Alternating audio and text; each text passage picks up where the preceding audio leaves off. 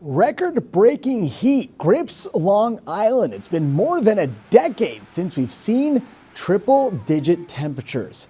You're watching Newsday TV. Thanks for joining us. I'm Ken Bufo. Let's go right to meteorologist Rich Von Olin when we can expect some relief.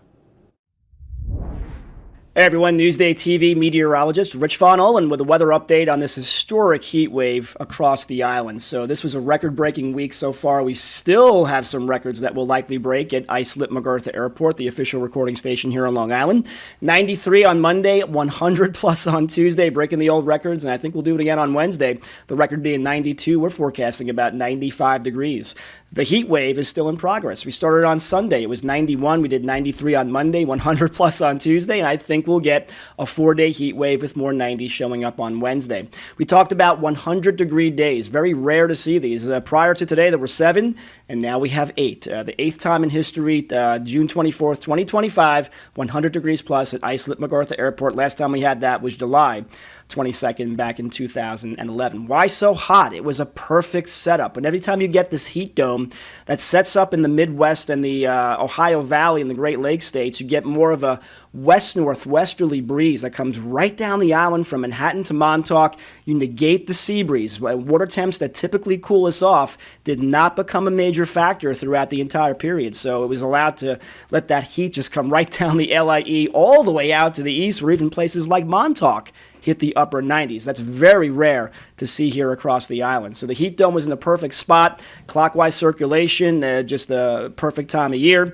Everything worked out to give us some of the hottest temperatures we've seen in about 15 years. So the heat dome breaks down, though. It starts to drift south. Notice how the red goes away, and we get back into more of a typical, if not cooler, late June, early July pattern. So temperatures still hot on Wednesday. It's going to be a little more humid, low to mid 90s for the afternoon. It's the last real big hot day before we start to change and cool down a lot heading into Thursday. Look at some of the heat index values now. Still upper 90s, low 100s, so no picnic for Wednesday. I think we'll break a record, and after that, I think we'll start to change things up. But notice our temperatures, they're hot. There's no rain to talk about for Wednesday to cool us off, but Thursday, it's a lot different. We start to get some scattered showers and cooler temperatures that get back into the 70s, so that's going to change things up. So it's another hot day, one more day from Wednesday, about 95 at Islip MacArthur Airport. 7-day, big change. 70s, cooler passing showers for Thursday, Friday into the weekend, some 80s for next week, but one more big hot day coming up for Wednesday to complete the 4-day heat wave on this historic week here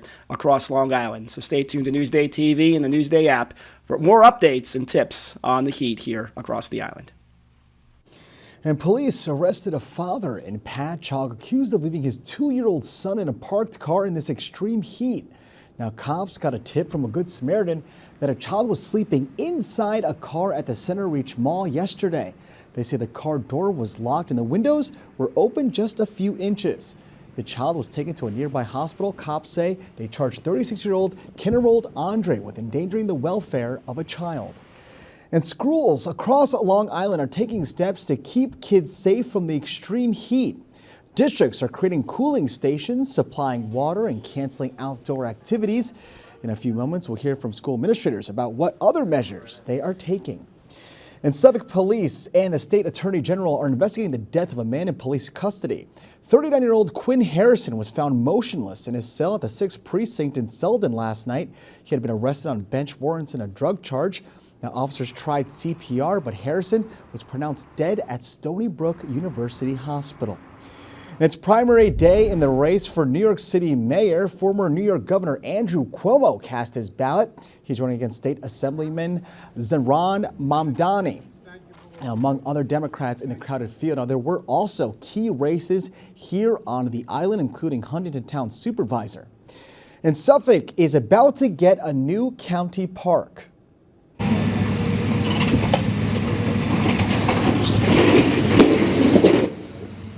Crews began demoing the abandoned Sachem School on Union Avenue in Holbrook today. The 4-acre site was used as an administrative facility before it shut down 12 years ago. Only in Newsday, there are over 50,000 unlicensed drivers on Long Island who are more likely to be involved in deadly crashes.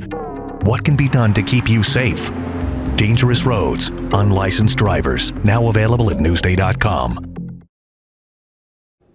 Now, as temperatures approach the triple digits across Long Island, what do people do to beat the heat? Well, Jolie Katzen went out to find out.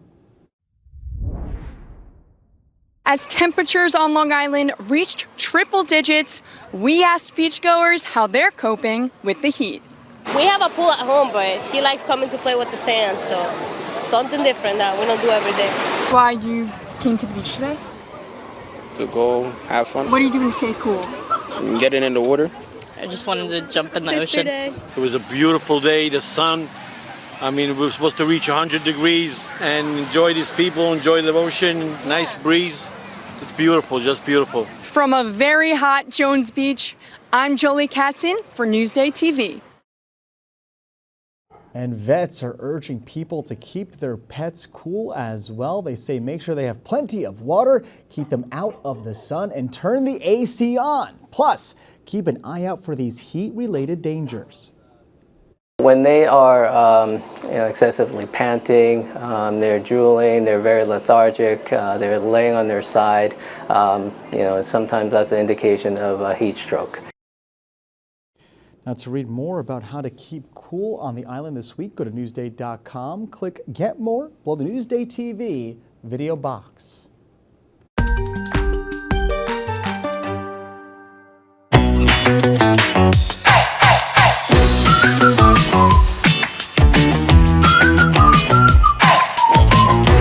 Grab some beans, we're roasting coffee.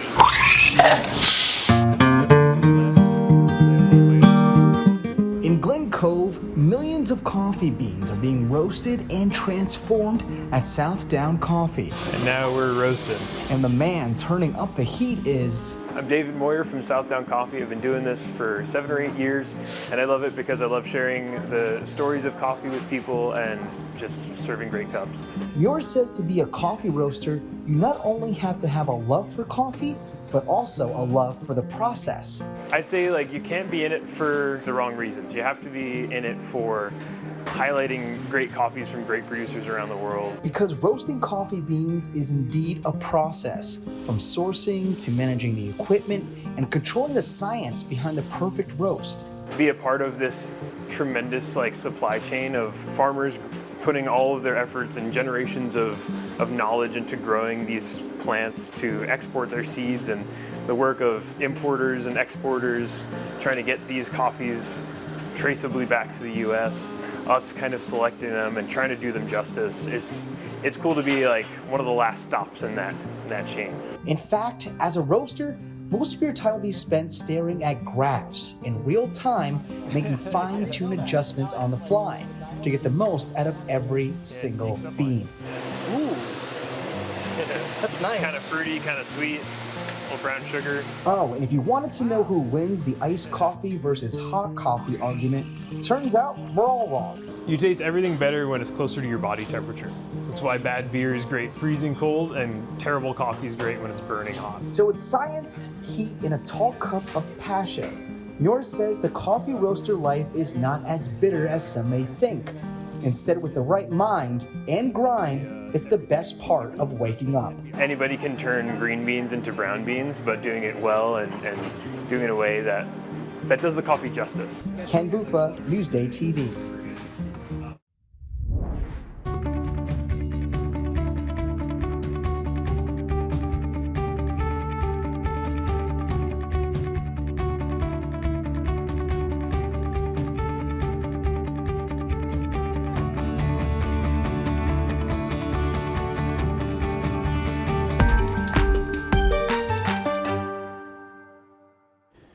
Now, today marks 50 years since Eastern Airlines Flight 66 crashed on its final approach to JFK Airport, killing more than 100 people.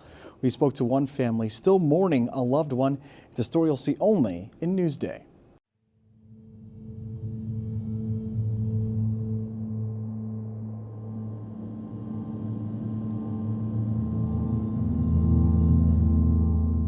I didn't believe it. And then many of my neighbors came by and to be of comfort, and they told me. I was making dinner in anticipation of his coming home. So I did not imagine that he was on that flight. My understanding is that my dad was flying on standby. He wasn't on the manifest, so we didn't know that he was on that plane, but the intention was for him to come home because it was our anniversary, so he was coming home. I was conscious, but I was unconscious, not knowing what to do. It's hard to believe that's 50 years, and it's hard to believe that my kids are all grown up. They were very young at the time, but subsequently they discovered that there was something called wind shear that got in the way of a safe flight. And there is solace in that they learned something from this horrible accident. My brothers and I have all done relatively well for ourselves and have come out the other end, and life would have been different had the accident not happened, and she ended up with strength she didn't know she had, and she rose above, and we are who we are because of her. Yeah, here we are 50 years later. He was a very kind, intelligent man. You're watching Newsday TV. For more on all the stories you've seen here today, head over to newsday.com. I'm Ken Bufa. Thank you so much for joining us.